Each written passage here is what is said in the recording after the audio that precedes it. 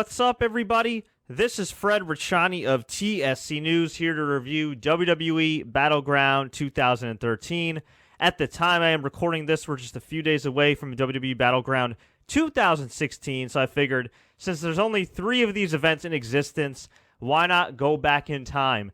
Take a nice, bumpy trip down memory lane, courtesy of the WWE Network.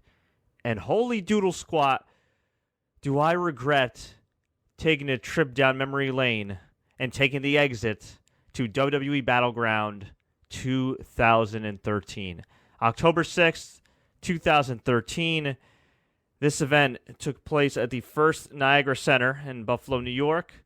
Nearly 12,000 people packed the First Niagara Center to see Randy Orton versus Daniel Bryan for the second straight pay-per-view. And afterwards, it would be the 3rd straight pay-per-view, but more on that in a little bit. Now, the background behind Battleground is that Daniel Bryan won the WWE World Championship at SummerSlam 2013, pinned John Cena clean. His elbow was like the size of a golf ball. It was disgusting. Or not a golf, a tennis ball. It was gross. He went to get surgery and be on the shelf for a little while. It turns out that he was supposed to come back within 4 or 6 months, and instead, he came back in October, a little bit later on this month. So we had Daniel Bryan win the title. Randy Orton, who was that year's Raw Mr. Money in the Bank, cashed in on Daniel Bryan, won the title, thanks to a little help by a guy by the name of Triple H, who's part of the, authority, which started back then. Daniel Bryan felt like they felt like he wasn't a corporate champion. They felt like the guy was not the guy, which is preposterous because he got over.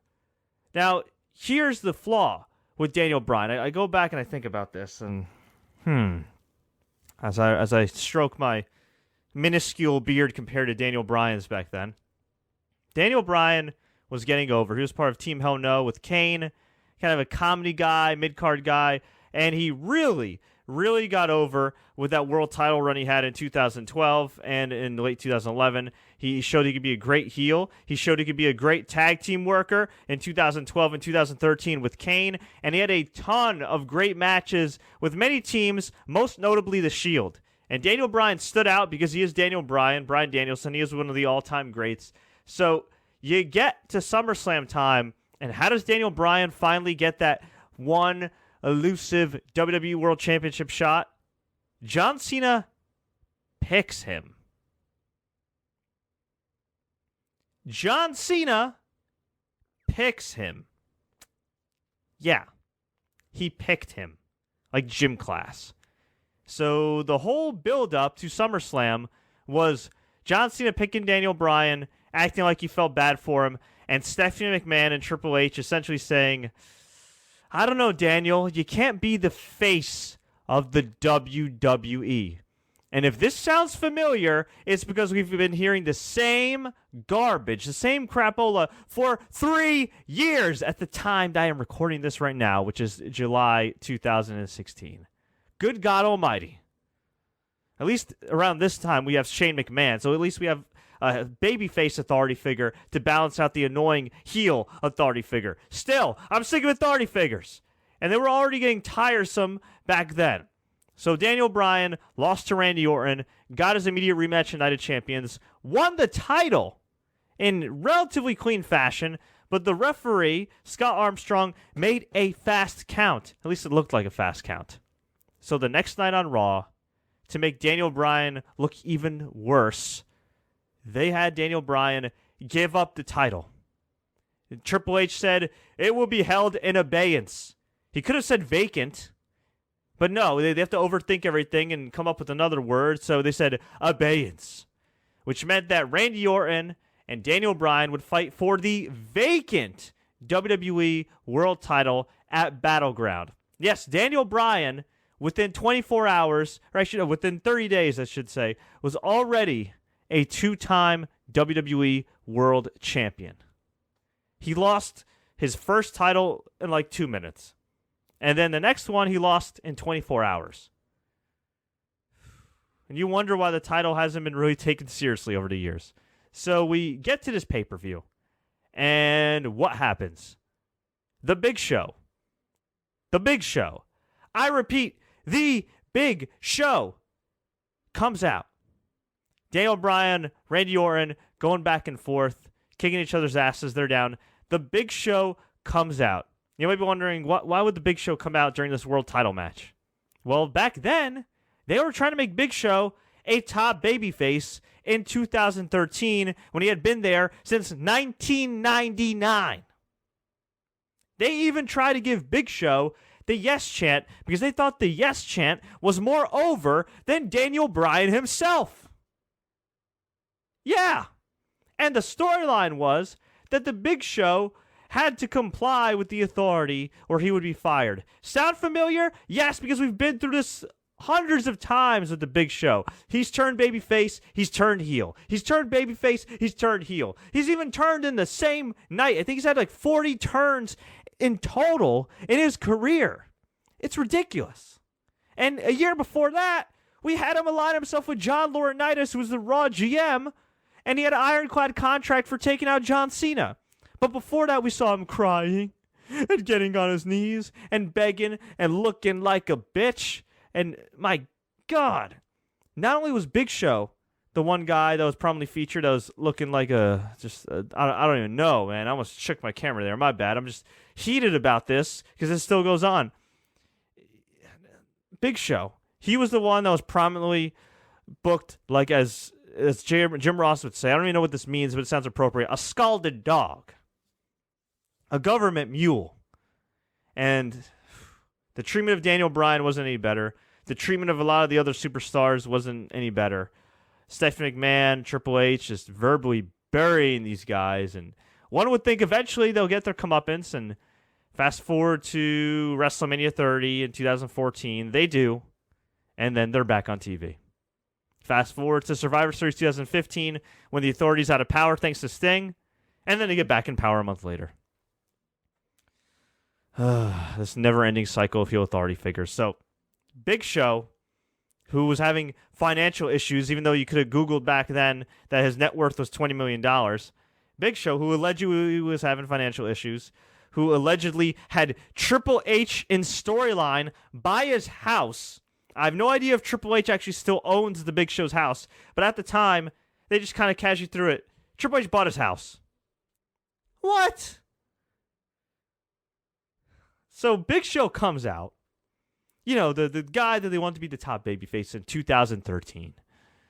And he knocks out Daniel Bryan at the orders of the authority, who conveniently weren't there. They had left the pay-per-view because I guess they had better things to do than sit through this hemorrhoid of a show that did only 114,000 pay-per-view buys worldwide. It was one of the last pay-per-views of the WWE Network era, and it was one of the worst. I think it was the lowest bought pay-per-view other than ECW's December to Dismember, which is a whole nother story for a whole nother day. So Big Show knocks out Daniel Bryan. And it looks like Randy Orton's going to get the win, but Big Show knocks him out. So Big Show gets in the ring, says, "Rah, rah, rah." You hear his theme song, "Well, it's the Big Show. Du, du, du, du, du, du. It's the big bad show tonight. I want a refund." Oh, okay. Maybe I made that last part up. And then the show just fades to black. It just fades to black. Meaning that the show ended, no pun intended, with no finish. And there were reports that fans actually called cable companies to get refunds because the show sucked and ended without a finish. Now, normally I would say this is fiction. Even if it wasn't fiction, if it was a fight, you really can't call for a refund. It's not like they canceled the match. It ain't false advertising. At the same time, I thought to myself, I also paid money for this. And while I'm not the type of person to call and beg for a refund if I didn't like a show, and I didn't do that, I could understand. Because this show, for $50, $54.95, whatever it was for HD, was freaking terrible. Capped off by a terrible main event. So if you're wondering what happened, Well, afterwards, Big Show was fired by Stephanie McMahon, although he would constantly make appearances. They booked Orton versus Bryan, Hell in a Cell.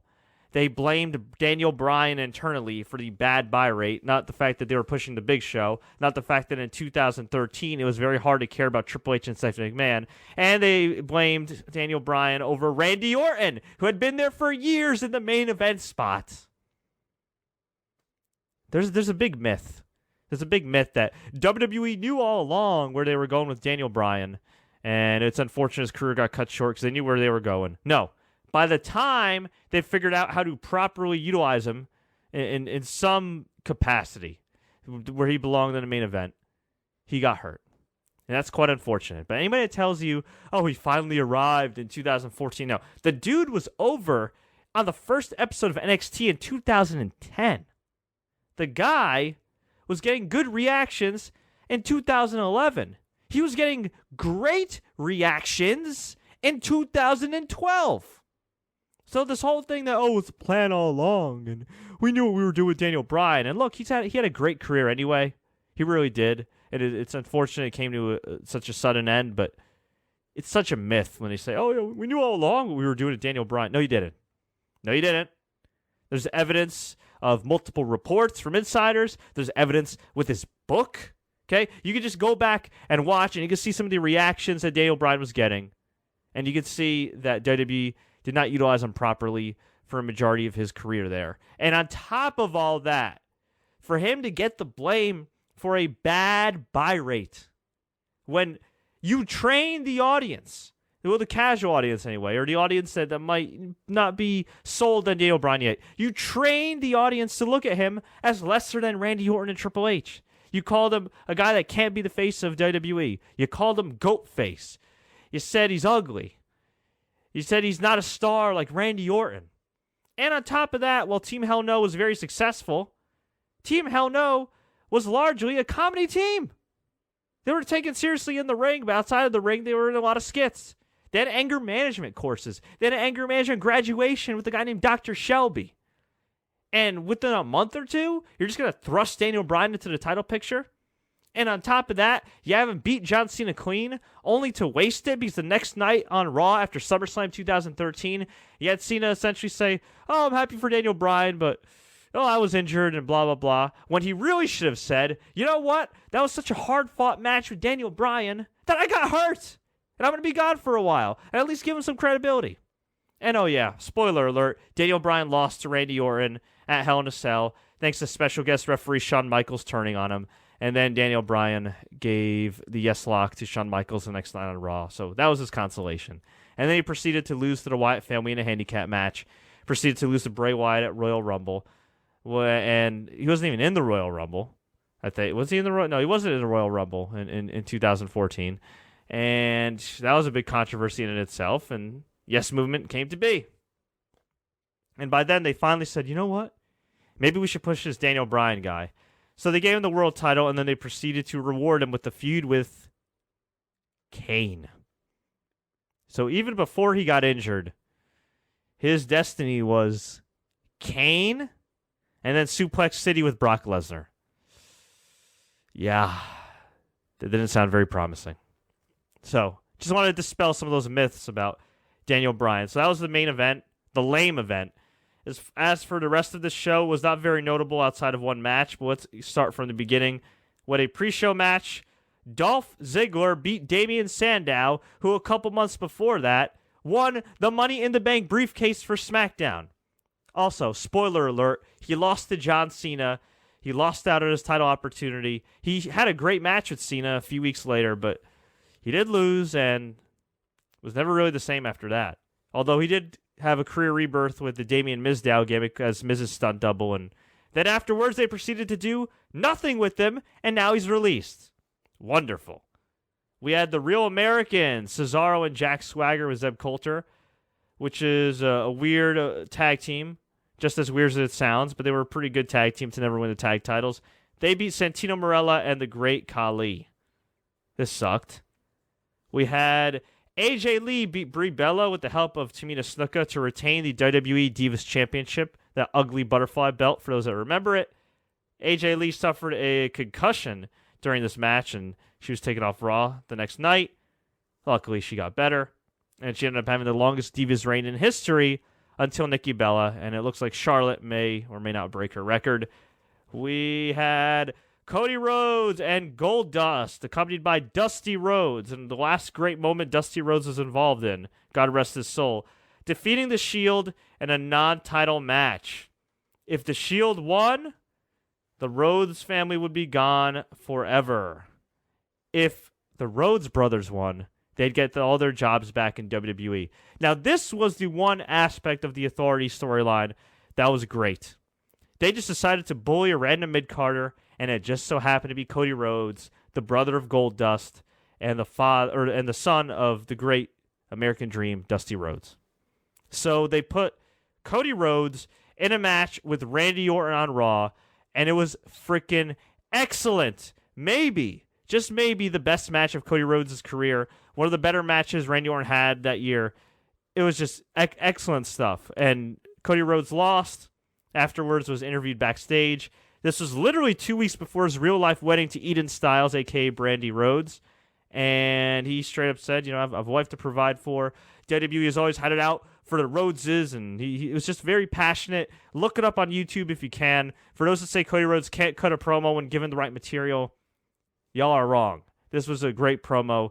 And so that led to Goldust, who had been out of the company for years, who had a ton of drug problems in real life and really had weight gain issues and a cocaine issue, all kinds of stuff going on, man. He was in TNA for a while as Black Rain, which was a silver and black version of Goldust, only fat.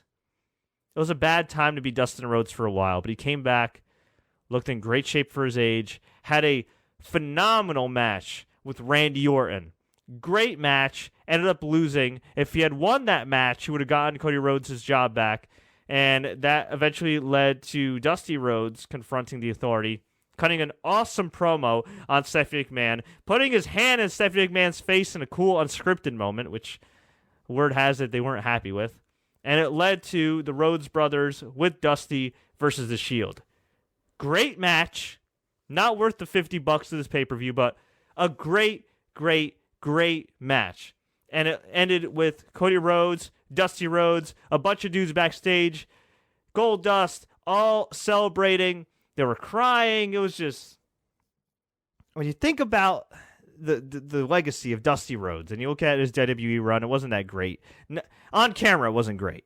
Behind the scenes, phenomenal, given what he did in creative, and then later on in FCW and NXT, being a mentor to the stars of the present and the future. I mean, he's touched so many lives, and it was great at the time to see Dusty Rhodes, Goldust, Dustin Rhodes, and Cody Rhodes all just celebrate and embrace each other. That to me is the best moment of Cody Rhodes' career, Dusty Rhodes' on camera WWE career, and I'm sure Goldust's career, if you ask him. I mean, it was just a beautiful moment, and man, they ended up winning the tag titles a little bit later on, beating the Shield with the help of the Big Show.